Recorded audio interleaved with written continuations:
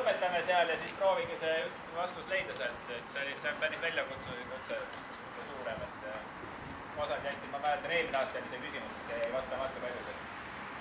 Siis Pärnu linnavalitsus teeb küsitlust jalgrattaliikluse kohta Pärnus.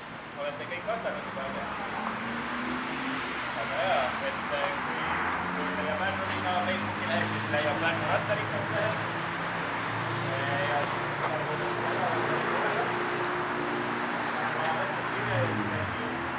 jälle midagi muutub. Hind on täna siinpool kallast, aga siis viimane väike suts, et siis jahi sadanud. Me teeme nüüd praegu pildi ära, et mõned äkki otsustavad, et teisele poole kallast ei taha minna rattaga, et jääb ikka siia üle jääda. Ja turvalist liiklemist, laseme kella, lehvitame. Olgu meil lõbus, muusika on meil jälle kaasas. Meil istun seal Pärnu üsega särgi ratta peal. Ja teinud ühe pildi, ühe rõõmsa